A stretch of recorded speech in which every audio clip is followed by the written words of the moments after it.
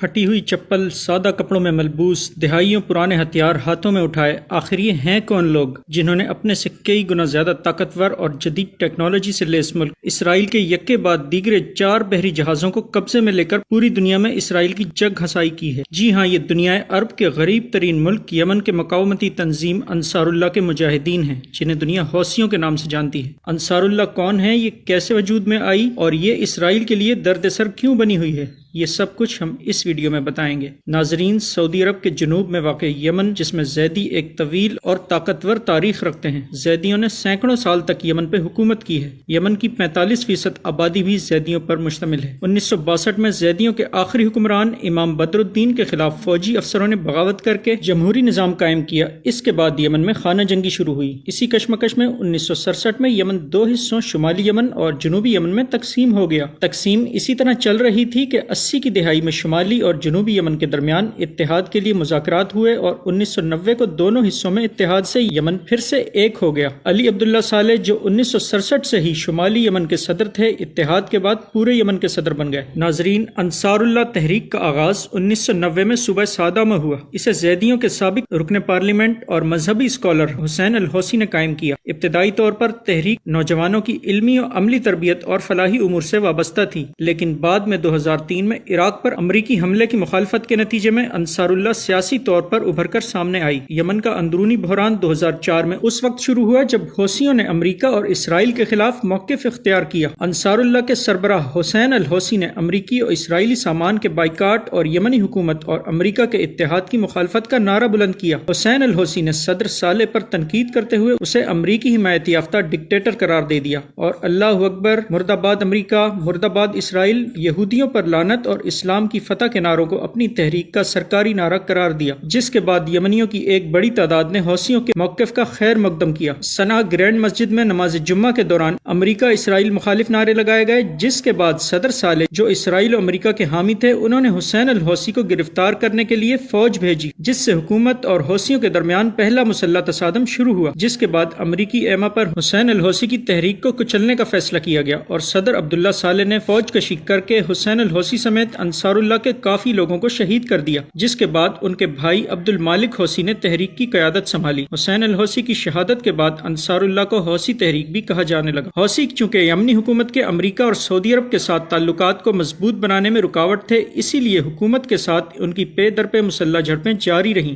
اسی دوران بیداری اور بغاوت کی لہر جو پورے عرب خطے میں پھیل رہی تھی، اس سے حوصلہ پا کر یمن کے عوام نے بھی 45 سال سے اقتدار پر قابض صالح حکومت کے خلاف مظاہرے شروع کر دیے۔ بالآخر 2011 میں صالح کو عہدے سے مستعفی ہونا پڑا۔ منصور ہادی کو عبوری صدر نامزد کیا گیا۔ اس وقت یہ طے پایا کہ 2 سال کے اندر اندر اصلاحات لا کر ملک میں نئے الیکشن کروائے جائیں گے، لیکن منصور ہادی اقتدار سے ہی چپک گیا کیونکہ اسے امریکہ اور سعودیہ کی حمایت حاصل تھی، لیکن اس کی حکومت بھی زیادہ دیر قائم نہ رہ سکی۔ مہنگائی، بے روزگاری، کرپشن سے تنگ آ کر عوامی مظاہروں کا سلسلہ ایک بار پھر شروع ہو گیا، جو 2014 میں شدت اختیار کر گیا۔ جب منصور ہادی نے یمنی عوام کی کوئی بات نہ مانی تو آخر حوثیوں نے عوام کی حمایت سے منصور کی حکومت کا تختہ پلٹا اور دارالخلافہ سمیت ملک کے کئی اہم حصوں کو اپنے کنٹرول میں لے لیا۔ اس نازک صورتحال کو دیکھتے ہوئے منصور ہادی مستعفی ہو کر ملک سے فرار ہو گیا۔ 2015 کی صبح سعودی عرب نے یمن کے مستعفی صدر کی حمایت اور یمن میں انصار اللہ کی بڑھتی ہوئی طاقت کو اپنے لیے خطرہ سمجھتے ہوئے یمن پر حملہ کر دیا اور یہ اعلان کیا کہ 1 ہفتے کے اندر اندر حوثیوں سے اقتدار چھین کر منصور کے حوالے کر دیا جائے گا۔ سعودی عرب نے 34 اسلامی ممالک کا ایک اتحاد تشکیل دیا، جس کو امریکہ، برطانیہ اور فرانس کی جانب سے ٹیکنیکی اور انٹیلیجنس بنیاد پر تعاون ملا۔ اس اتحاد کو یورپ اور اسرائیل سمیت مغربی ممالک کی حمایت بھی حاصل تھی۔ سعودی اتحاد نے حوثیوں کو شکست دینے اور منصور کی حکومت دوبارہ بحال کرنے کے لیے حوثیوں کے خلاف تباہ کن فضائی حملے شروع کیے، جو یمنی عوام پر مسلسل کئی سال جاری رہے، جس کے نتیجے میں یمن کا انفراسٹرکچر تباہ ہو گیا۔ سینکڑوں ہسپتال، مساجد، اسکولوں سمیت ہزاروں گھروں کو ملبے کا ڈھیر بنا دیا گیا۔ 4.25 لاکھ یمنی اس جنگ میں شہید ہوئے اور لاکھوں بے گھر ہوئے۔ یمن جو پہلے ہی ایک غریب ملک تھا،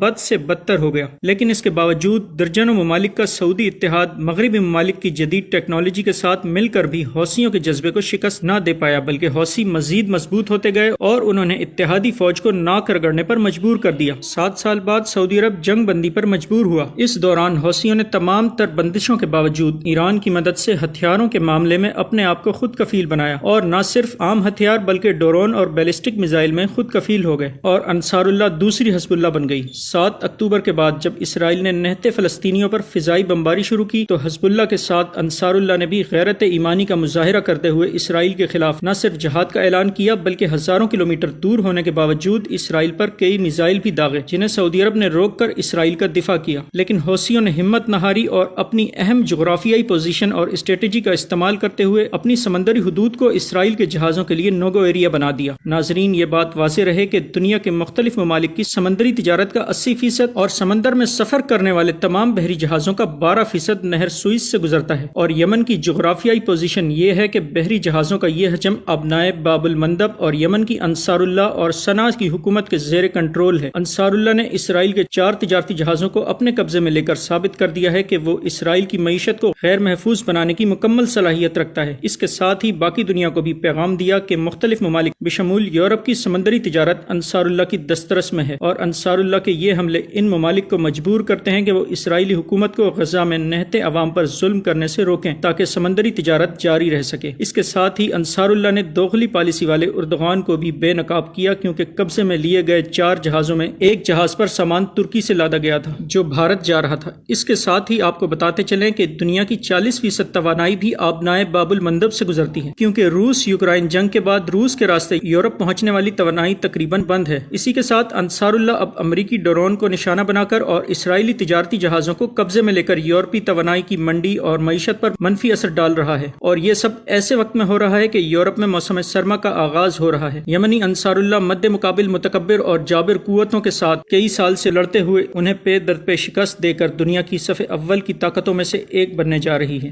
بلند حوصلہ، استقامت، دلیری اور